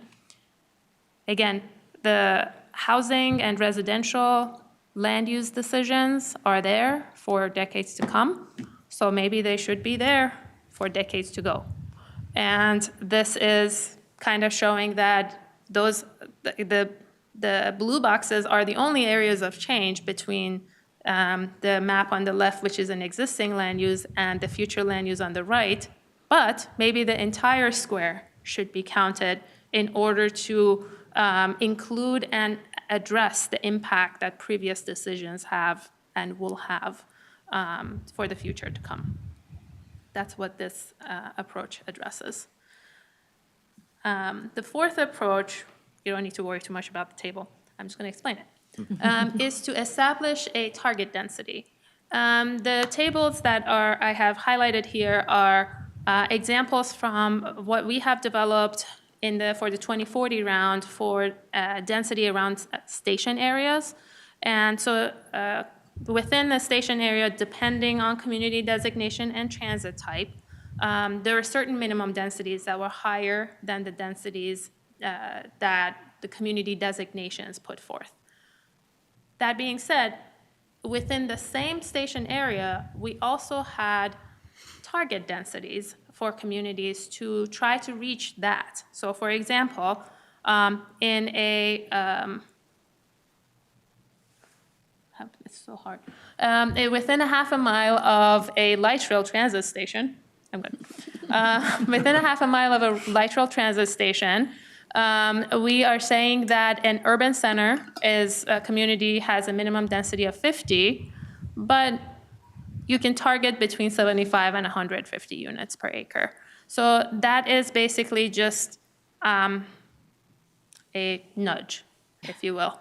And we do believe that sometimes something like this can locally help planners communicate better with their council in putting forward possibilities and other approaches to look beyond the minimum requirements and just kind of put something else forward. So if the target is 75, maybe they'll end up with 60 instead of 50, which is the minimum. So that's kind of where this approach is leading to, more about communication than anything else. So not making it a requirement. And finally, we are thinking about potentially providing incentives that will help with the meeting, the incentives through some of the work that the communities are doing for meeting regional goals, but then that basically put forward higher density development. So for example, if a development were to apply compact development practices in an area that is also best suited for preservation of natural resources, then we can, well, this definitely involves, I say we can because we don't have that mechanism necessarily in place. This is something that we are going to explore because we would need the community to show that they are protecting that area through adopted resolutions and ordinances, not on an ad hoc basis. Like just because this one area is has trees, now I'm going to get a credit. But considering it like a credit of some sort that then can help communities build some flexibility in meeting that minimum density requirement, but only if those approaches that they're taking locally are aligned with the council regional goals that we have adopted.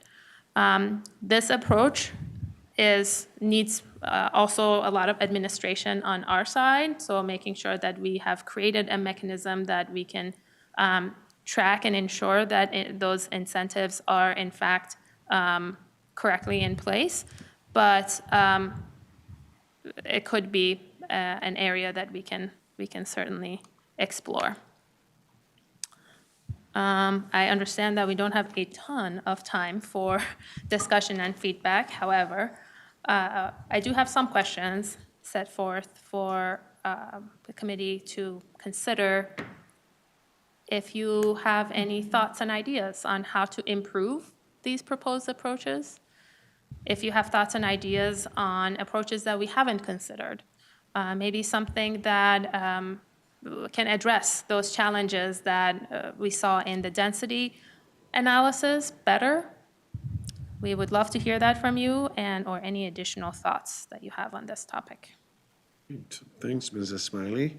I'd be surprised if the committee didn't have any additional thoughts here. A small but mighty group here.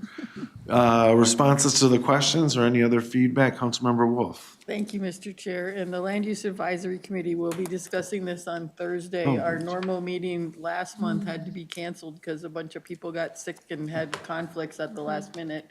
And rather than pushing it off for 2 months, we were able to schedule a special meeting for Thursday. Great. So unfortunately, I don't have that feedback to give you guys today, but they are going to be talking about it.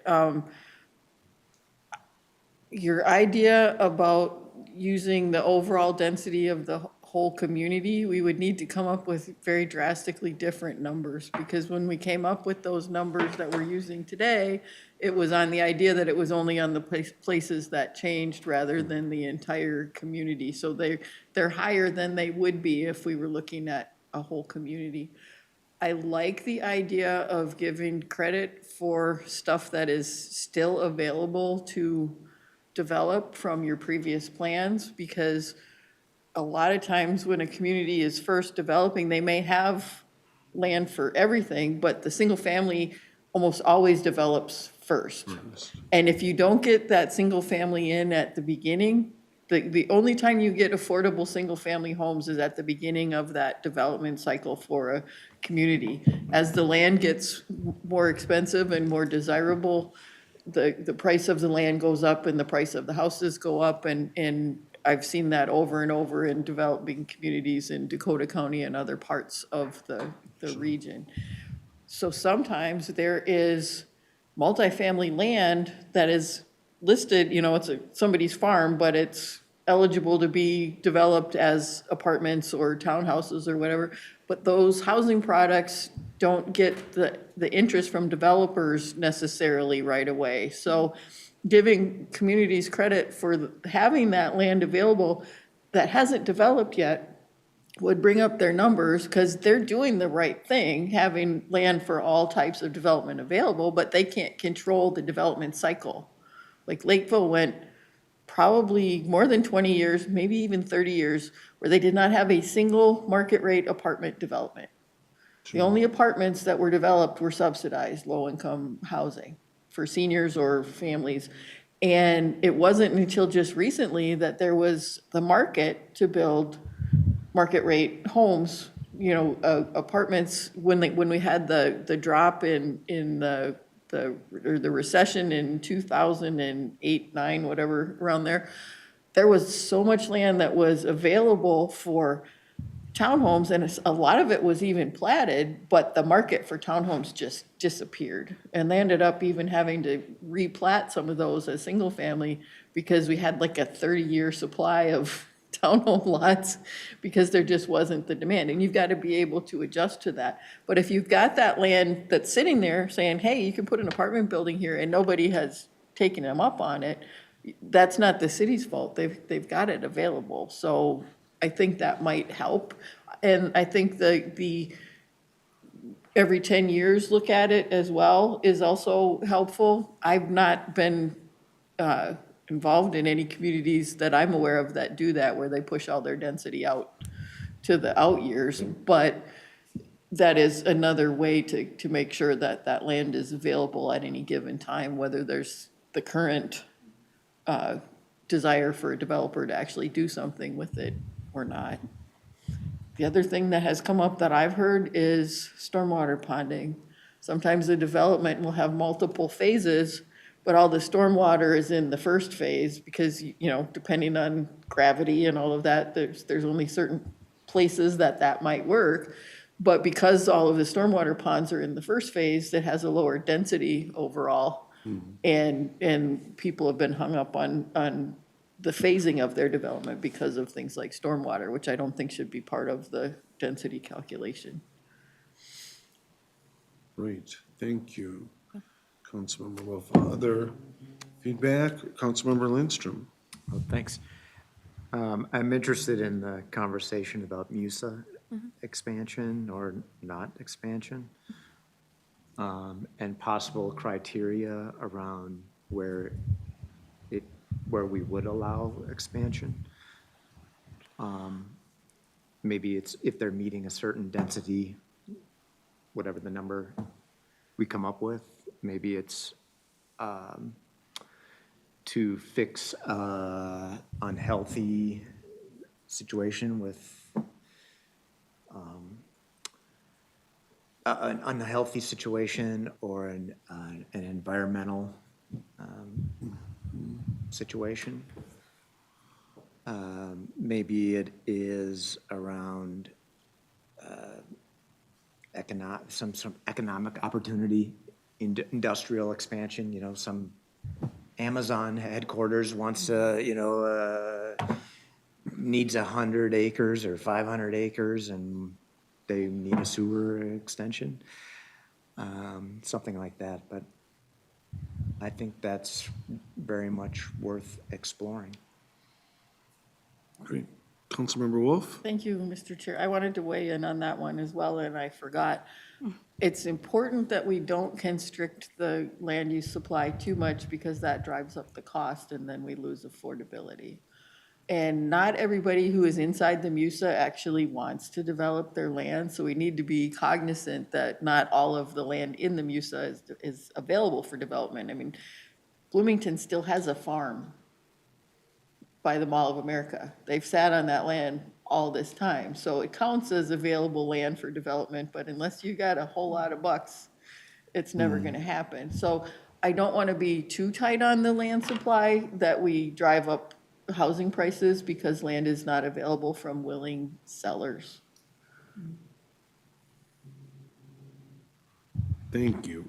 In Thanks for the input here, and Councilmember Carter, if you want, but I just really want to I support what my colleagues here said, and so that goes to the MOOSE requirements, right? How do we balance the needs? I want to appreciate what Councilmember Wolf brought up in her first comments and really support it. Thanks for your consistency.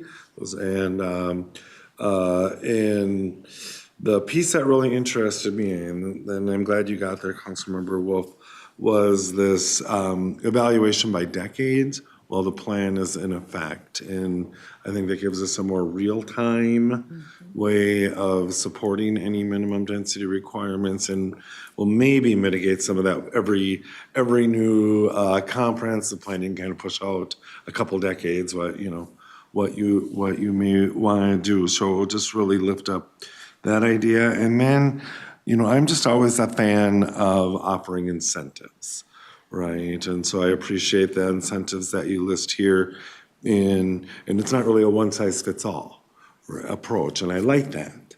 And so depending on what the available land might be or the community's local interest, incentives can be sort of right-sized to those. In a fully built environment, like I represent, the adaptive reuse for historic, preservation, maybe that's not quite the right word, but for reuse, adaptive reuse. But it feels like incentives could be right-sized, and there may be things that we don't have authorities to offer now, but that's why we plan in this long horizon, right? So we could, if we needed different authorities to do that, we could seek those. Mr. Chair. Yeah, Councilmember Carter. I really appreciate the information that's been brought forward today. Again, this particular part, and I landed in a space that was really, really very weird. So I just wanted to share that I see the conundrum, of it all. I often think of density as its own reward. And I do believe that it looks different in the various communities that are part of our metropolitan area, but that it does bring the awards of infrastructure. And I think we often neglect to highlight that, as in and of itself an incentive, because we're always in that chicken and egg space, what we want versus what we have and need to get to where we want to. I also appreciate the identification of incentives that we can offer beyond, infrastructure as an amenity, I suppose, for a community, and would appreciate and encourage the ongoing work to define those kinds of potential incentives that we can offer. I also, I continue to want to think about it, and I suppose it is in the decade by decade evaluation, how we assess what has happened and what is planned, as a part of one algorithm. And I'm not sure that I hear that in the decade to decade approach, but I think that's what that is. I will be reaching out to ask, because that is what I'm thinking. What have you planned? What has happened? And what are you now planning? And somehow factoring those together. And what comes to mind as I think about that is the unintended consequence, which is if in fact we can't develop, because we don't have that opportunity for development on land that we've set aside, then how does that become an attraction for me to look forward to developing if in somehow, some way, this is now a punishment, if you will. So I continue to want to figure that out. And just want you to know that I need help there, and I appreciate all of the ideas you've brought forward. We'll continue to struggle with that. Thank you. Thank you. Council members, anything? Committee members? Did you get some of what you wanted from this group today? Great. Very Good. much so, thank you. Great, thanks. Anything else to close? We'll be back. Yeah, looking forward to it. Thank you. And I think we should recommend that committee members who aren't here today especially watch this part, this density part, because it's kind of a new direction. I mean, they should watch the whole committee meeting, of course. Michelle, anything else? I do not have anything. All right, seeing no further business before this committee, we're adjourned. Thank you. I hope I didn't sound as rambled as I am.